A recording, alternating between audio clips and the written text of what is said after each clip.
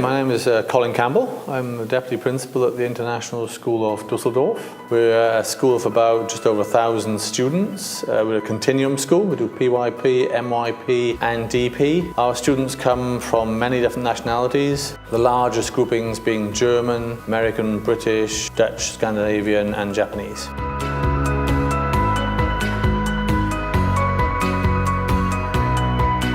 There is 3 types of mandatory reflection sessions. There is one right at the beginning, one in the middle, which is the interim reflection session, and one at the end, which is the viva voce.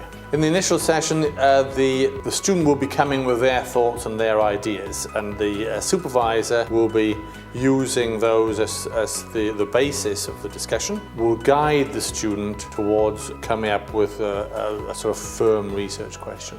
So you have a very broad topic with lots of potential options. How are you going to create a workable research question? Well, I definitely think I have to go out and identify a specific time period that I feel is most prevalent in the decline of Detroit. The role of the supervisor for the initial session is to help the student develop their own thinking, trying to draw out from the student their thinking, their ideas. Well, what else, apart from the fact it could sit in, what other potential pitfalls could you see? Well, I definitely think that another issue could be, with my personal connection, I could be biased towards the automotive companies. Perhaps discuss possible roadblocks to the process that the student may not be aware of. We often encourage students to produce things like mind maps around potential topics. They could even do a research proposal. It helped me not sort of stray into different areas that I really should not stray into. Tell me about how you began your research and began the process. The reflection sessions, I think, are very important for the students. They have an opportunity to discuss their process with their supervisors, get some feedback, get ideas how they can move forward with this. When you felt those moments where you were feeling overwhelmed, how did you cope with them? What was your strategy for getting past them?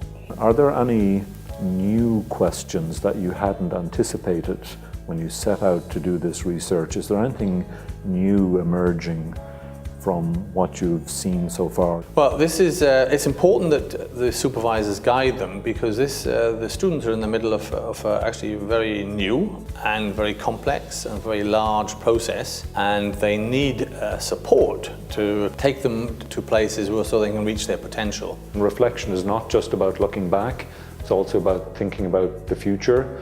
The looking back itself really is just a way of informing what you're going to do in the future. I might have to go back and look for more information, but just leave that aside for now. Right, I think that was a successful strategy ultimately. Sometimes one direction is a bit frustrating, and to put that material aside and look at another source or in another direction is actually a very effective way of going around it. So are you happy with the data you've collected? Do you think it addresses your research question? Well, if we look at my data, I have my graphs here for the length of the shoot.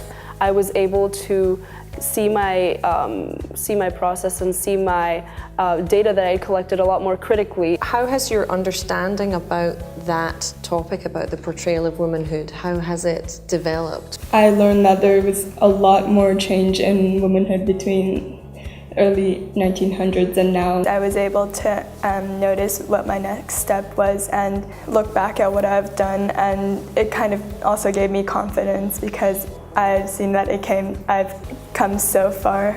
But they're also related to the assessment of the essay, in fact, because after the reflection sessions and the interim session, they will have to fill out the RPPF form. Well, it sounds like you have a clear idea of what your next steps are, and also look how far you've come.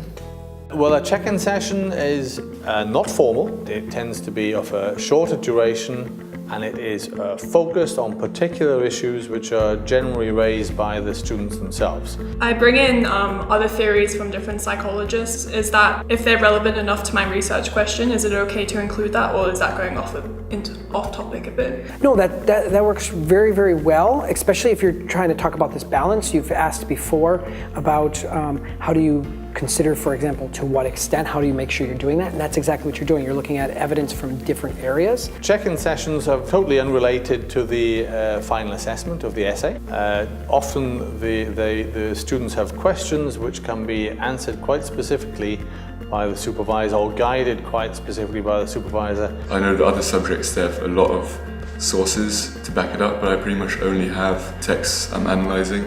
I was wondering if that's enough. Well, the first thing to reassure you is there isn't a sort of set number of sources. I think it's a good way to get really direct questions in, and it doesn't take a lot of time, so you're really just there to know what to do next. Throughout my essay, I use the same source a couple of times. Should I refer back to that each time when I've used it and cite it, or? You're going to cite it each time. So each time that you refer back to it or you are making reference to it, you will cite it. It's completely okay to do that. One of the issues that sometimes comes up with the reflection sessions is the students feel like they're on stage, whereas the check-ins allow the students to feel a little more relaxed, like they can ask just about any question. I can go in a free period, I can go in at lunch, I can go in and after school really quickly, and it can keep me on track. And it's good to balance out the big meetings with these sort of smaller meetings and help me get to a stage where I can actually really discuss my essay in depth.